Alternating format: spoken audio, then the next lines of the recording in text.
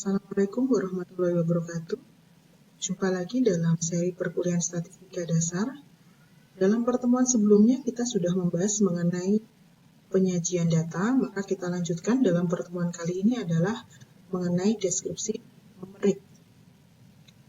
Kalau kita memiliki data, kita dapat menyajikan data menggunakan grafik atau diagram. Yang pertama antara lain menggunakan poligon, histogram, stem and leaf atau diagram batang dan daun.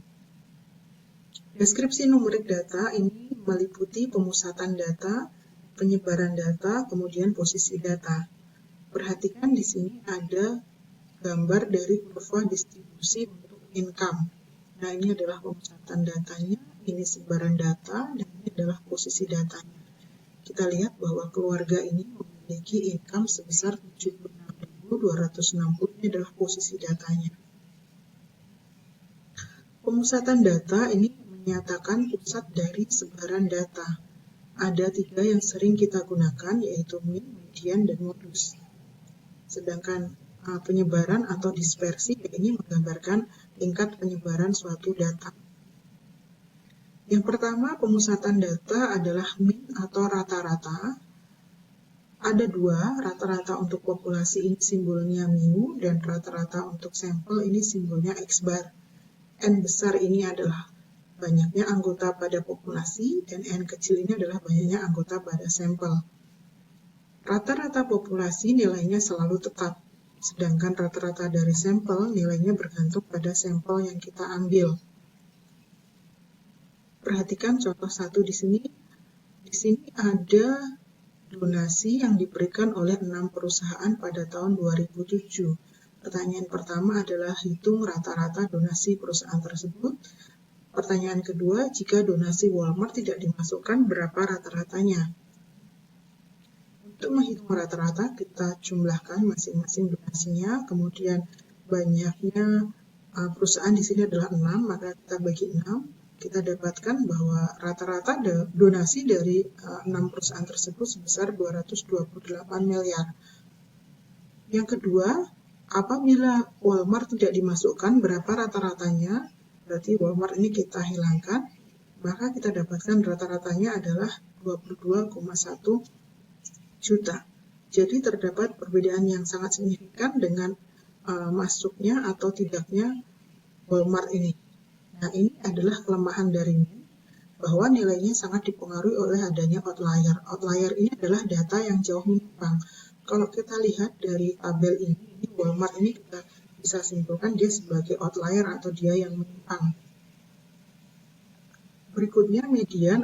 Median ini adalah nilai tengah suatu data yang sudah kita susun dari yang terkecil sampai yang terbesar. Contoh di sini ada harga 7 rumah yang dipilih dari seluruh rumah yang dijual. Tentukan mediannya. Ini 7 rumah harganya. Kita harus urutkan dulu dari yang terkecil sampai yang terbesar. Nah, kita dapatkan nilai tengahnya atau mediannya adalah di data yang keempat, yaitu 374. Median ini bergantung pada jumlah data itu ganjil ataukah genap.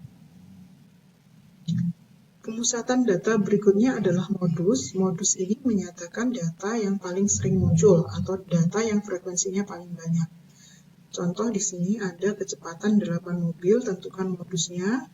Nah, kita tinggal urutkan juga. Maka kita dapat dengan mudah melihat bahwa di sini modusnya adalah 74. Selanjutnya adalah bentuk histogram dan juga kurva distribusi frekuensi. Umumnya ini ada, sepertinya ada 3. Yang pertama ini adalah simetri. Simetri ini menggambarkan bahwa nilai mean, median, dan modusnya sama. Sedangkan yang kedua ini kurva distribusi yang condong ke kiri. Condong ke kiri, ini menggambarkan nilai modusnya lebih kecil dari nilai median dan lebih kecil dari nilai mean-nya.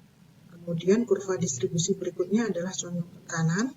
Nah, condong ke kanan ini menggambarkan nilai mean-nya lebih kecil dari nilai median-nya dan lebih kecil dari nilai modusnya. Adanya outlier di sebelah kanan dapat menyebabkan kurva menjulur ke kanan atau condong ke kiri dan sebaliknya. Kemudian mean, median, dan modus ini tidak dapat menggambarkan data secara keseluruhan, terutama bentuk distribusi dari suatu data. Jadi, sebaiknya kita selain menggunakan pemusatan, kita juga menggunakan sebaran data. Contohnya pada kasus berikut ini, apabila kita ingin menyatakan rata-rata bunga bank sebesar 11,43%, maka di sini dilengkapi dengan dia kisarannya dari 7,5 sampai 12,75%. Nah, ini pemusatan datanya, ini sebarannya. Contoh berikutnya di sini ada 7 orang karyawan ini pada perusahaan pertama. Jadi ada 2 buah perusahaan. Perusahaan pertama memiliki karyawan sebanyak 7, perusahaan kedua memiliki karyawan sebanyak 5. Nah, ini kalau kita lihat rata-rata usianya kedua perusahaan ini adalah rata-rata usia karyawannya adalah 40 tahun. Apabila kita hanya diberitahu bahwa perusahaan A dan perusahaan B memiliki usia karyawan rata-rata 40 tahun, maka kita dapat menyimpulkan bahwa perusahaan A dan B itu dua-duanya karyawannya adalah karyawan dengan usia produktif. Tapi jika kita mengetahui sebaran datanya, kita dapat melihat di sini ternyata perusahaan pertama ini usianya lebih homogen, yaitu di sekitar 40. Sedangkan perusahaan kedua ini usianya lebih heterogen. Jadi kesimpulan kita bahwa usia pada karyawan pada perusahaan 1 dan 2 usia produktif itu kurang tepat ya, karena dengan mengetahui sebaran datanya kita dapat lihat di sini sangat berbeda. Nah, derajat untuk mengetahui seberapa besar penyimpangan data dengan nilai rata-rata hitungnya itu kita menggunakan beberapa ukuran yang disebut sebagai sebaran data. Yang umum kita gunakan adalah range atau jangkauan, kemudian variansi, kemudian simpangan baku atau standar deviasi. Yang lainnya yang sering juga digunakan adalah kuartil dan persentil. Kita lihat satu persatu. Yang pertama, range atau jangkauan ini untuk mencarinya adalah nilai terbesar dikurangi nilai terkecil. Contoh di sini adalah total luas negara bagian di Amerika. Berapa range-nya? Tinggal kita lihat range-nya nilai luas terbesar dikurangi terkecil. Jadi di sini range-nya atau jangkauannya adalah 217.626. Berikutnya adalah sebaran data berikutnya adalah varians dan standar deviasi atau simpangan baku. Untuk populasi ini simbolnya sigma, untuk sampel ini simbolnya S. Jadi ini rumusnya hampir sama ya, untuk populasi ini N besar, untuk sampel ini adalah N kecil, baginya adalah N-1 untuk sampel. Sedangkan standar deviasi itu adalah akar dari variansi. Kita lihat contoh sebagai berikut. Di sini ada contoh pendapatan seluruh karyawan di perusahaan kecil sebanyak 6 orang, hitung varians dan standar deviasinya. Lebih mudah apabila data ini kita susun dalam tabel sebagai berikut, tabel seperti di kanan, sehingga tinggal kita hitung X kuadratnya, kemudian kita masukkan ke rumus untuk mencari standar deviasi dan juga untuk mencari variansinya. Kita ketahui di sini rata-rata pendapatannya adalah 338. Rata-rata pendapatannya adalah, bukan rata-ratanya, di sini adalah variansinya adalah 338 dengan standar deviasi adalah 19,721. Ini variansi dan ini adalah standar deviasinya. Min untuk kelompok data. Nah, sekarang kita masuk ke kelompok data atau data kelompok. Untuk populasi masih sama simbolnya mu, tapi di sini untuk mencari mu pada kelompok data ini dikalikan dengan frekuensinya. Dengan M ini adalah titik tengah dari kelas data dan F-nya adalah frekuensinya. Untuk sampel X bar sama jumlah dari MF dibagi N. Perhatikan pada contoh di bawah ini, tentukan min dari data waktu tempuh berkendara untuk ke kantor dari seluruh karyawan. Misalnya tabel ini menggambarkan tabel yang diperlukan oleh 25 karyawan untuk berangkat ke kantor itu perlu berapa menit. Nah, untuk 0 sampai 10 menit ini ada 4 karyawan, kemudian 10 sampai 20 menit ini ada 9 karyawan, 20 sampai 30 menit ada 6 karyawan. Tentukan rata-ratanya. Nah, ini adalah data kelompok. Di sini kita tahu ada ada 5 kelas atau 5 kategori. Kita cari titik tengahnya. Kelas pertama 0 sampai 10, titik tengahnya 5, 10 sampai 20 menit, ini titik tengahnya 15, kemudian 20 sampai 30 menit, titik tengahnya 25. Nah, tinggal kita kali, kita dapatkan rata-rata adalah 21,4 menit. Jadi rata-rata waktu yang diperlukan untuk ke kantor dari 25 karyawan ini adalah 21,4 menit. Kemudian, bagaimana menghitung varians dan standar deviasi untuk data kelompok?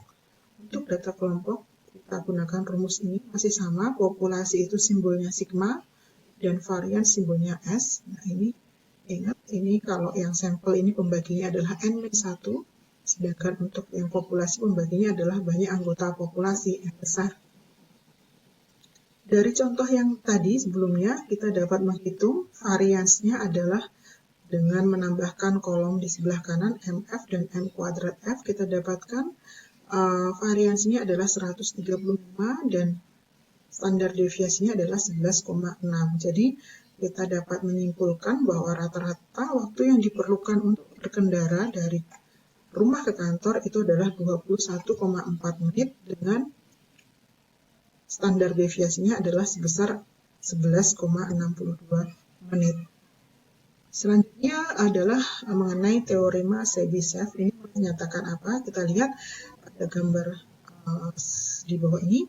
Jadi untuk setiap K lebih dari 1, kalau kita punya satu bilangan K yang nilainya lebih dari 1, sedikitnya ada 1-1 per K kuadrat dari nilai data terletak dalam rentang K standar deviasi dari min-nya. Jadi seperti ini.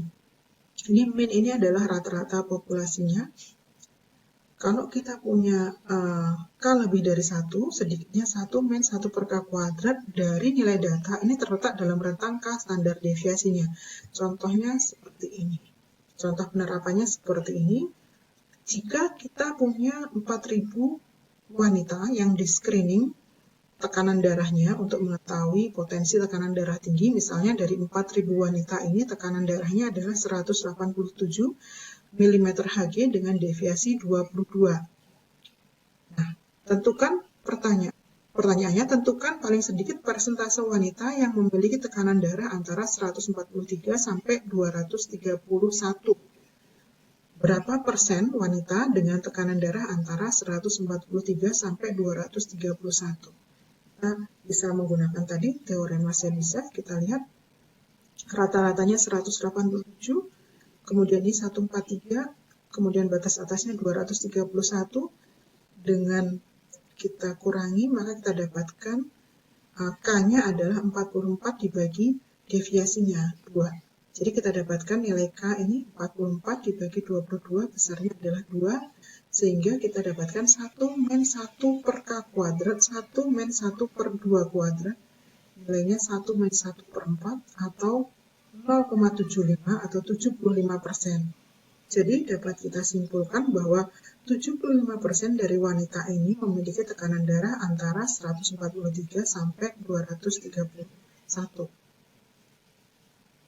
Nah, secara umum, teorema Chebyshev ini memiliki implikasi bahwa 68% data ini terletak dalam rentang satu standar deviasi dari min, ke kiri dan ke kanan. Kemudian 95% data atau observasi data ini letaknya dalam rentang 2 kali standar deviasi ini. Dan 99% data letaknya adalah dalam rentang 3 standar deviasi dari min. Contohnya sebagai berikut.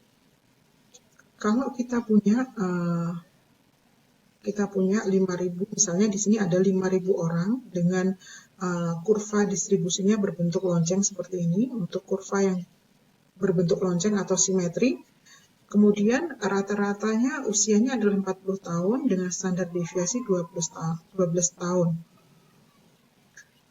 Berapa besar persentase orang dengan usia 16-64 tahun? Untuk mencari berapa persen dari 5.000 orang ini yang usianya 16-64 tahun, kita bisa lihat caranya sebagai berikut. Ini rata-ratanya 40, 16-64, nah ini di minus 24, ini 24. kita dapatkan ini deviasinya 12, berarti ini adalah 2 kali dari 2 kali 12 ini 24, kita dapatkan berarti K-nya 2. K-nya 2. Untuk K2 kita lihat tadi, untuk K2 ini adalah 95%. Jadi 95%, berarti dapat kita simpulkan bahwa orang dengan usia antara 16 sampai 64 tahun ini adalah sebesar 95% dari 5.000 orang. Berikutnya, sebaran data berikutnya adalah mengenai posisi data. Yang pertama kita menggunakan kuartil. Kuartil ini membagi data menjadi 4 bagian yang sama, yaitu sebesar 25%. Jadi ini Q1 ini 25% pertama, Q2 ini adalah 50% pertama, dan Q3 adalah 75% pertama. Kemudian jangkauan antar kuartil atau IQR ini adalah Q3 dikurangi Q1. Kita lihat di sini.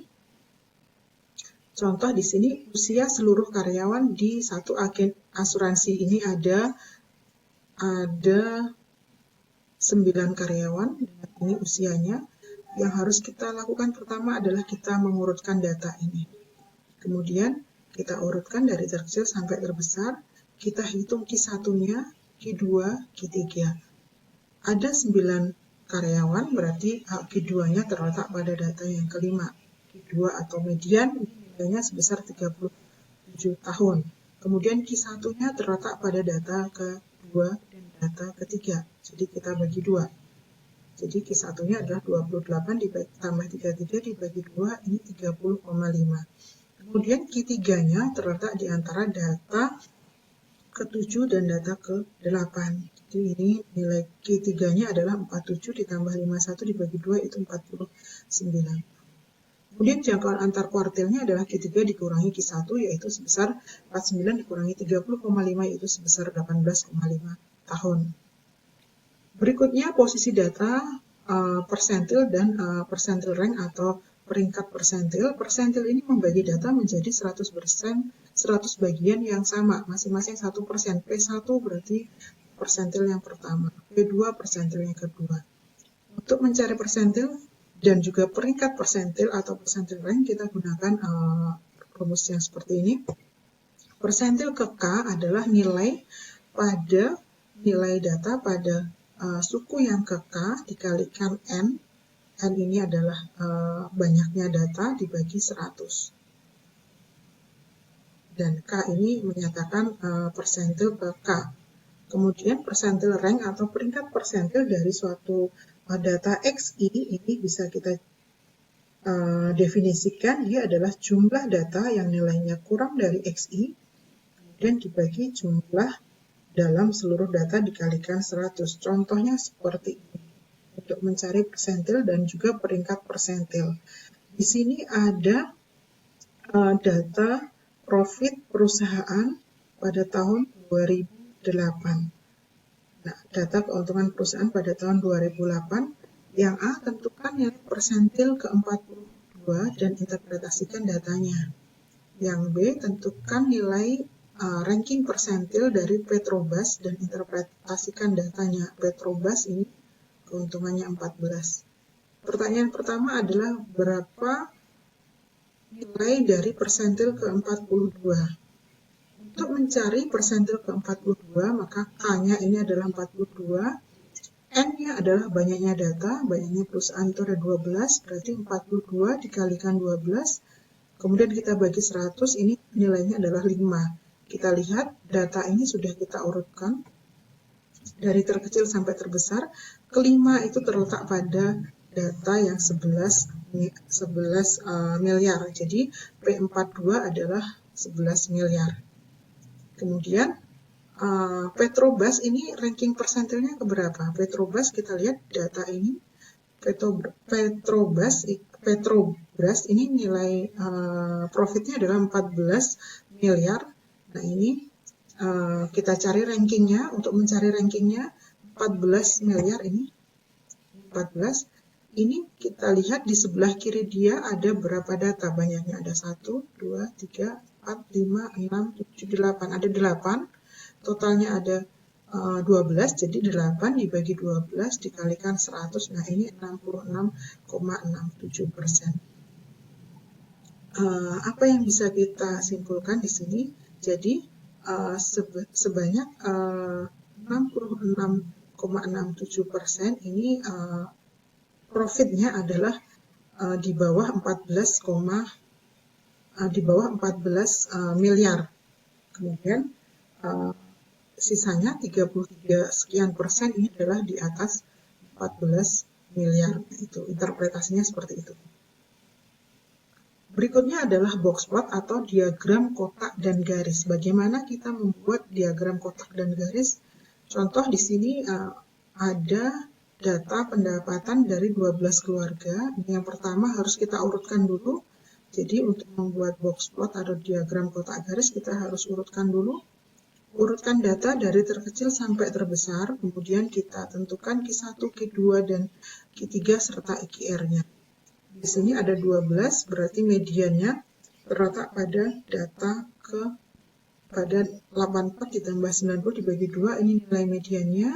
Kemudian Q1-nya adalah 75 ditambah 79 dibagi 2. Nilai Q3-nya adalah 98 ditambah 104 dibagi 2. 101, kemudian IKR-nya atau jangkauan antar kuartilnya adalah Q3 dikurangi Q1 yaitu sebesar 101 dikurangi 77 yaitu 24. Jadi ini langkah pertama kita urutkan datanya, kemudian kita cari median Q1, Q3, dan IKR-nya. Ini kita sudah dapatkan nilai Q1, Q2, Q3, dan IKR-nya. Berikutnya langkah kedua adalah tentukan 1,5 kali IKR-nya. Ini adalah 1,5 kali IKR-nya tadi adalah 24, kita dapatkan nilainya adalah 36. Nah ini, kemudian kita Q1 dikurangi 1,5 kali IKR, ini 41. Kemudian berikutnya kita cari upper interference-nya Q3 ditambah 36, ini adalah 101 ditambah 36. Kalau yang pertama lower-nya ini Q1 dikurangi 1,5 IKR-nya ini 41. Upper-nya ini adalah Q3 ditambah 1,5 kali IKR-nya. Jadi 101 ditambah 36 ini 137. Jadi step kedua cari nilai 1,5 kali jangkauan antar kuartilnya atau 1,5 kali IKR-nya. Kita dapatkan di sini tadi 36. Kemudian yang ketiga langkahnya adalah tentukan nilai terkecil dan terbesar yang terletak di antara lower dan upper interference-nya. Kita lihat tadi datanya, nilai terkecil dan terbesar yang terletak di antara lower dan upper interference-nya. Lower-nya 41, upper-nya 137. Kita dapatkan nilai terkecilnya adalah 69. Sedangkan nilai terkecil 69, nilai terbesarnya adalah 112. Kenapa bukan 144? Karena ini upper-nya adalah 137. Jadi kita ambil yang 112-nya. Nilai terkecil di antara lower dan upper interference-nya. Maka nilainya adalah 69 dan 112. Kemudian tentukan ada tidaknya outlier. Nah, kita lihat di sini ada yang 144 ini di luar lower dan upper. Nah ini yang kita sebut sebagai outlier atau simpangannya. Nah ini diagram kotaknya, ini mediannya, ini menggambarkan mediannya, ini menggambarkan kuartil pertama, kuartil kedua, kemudian ini garisnya, diagram garisnya, batasnya yang sebelah kiri ini adalah 69, sebelah kanan ini adalah 112, sedangkan di luar ini adalah outliernya atau simpangannya. Semua materi perkuliahan ini bisa dipelajari lebih lanjut dalam buku referensi ini, yaitu Introductory Statistik dari Prem Eastman. Kemudian ini sebagai latihan bisa dikerjakan soal pertama dan juga soal kedua untuk latihan mengenai deskripsi numerik dari data. Demikian perkuliahan kali ini. Sampai ketemu pada materi berikutnya. Terima kasih.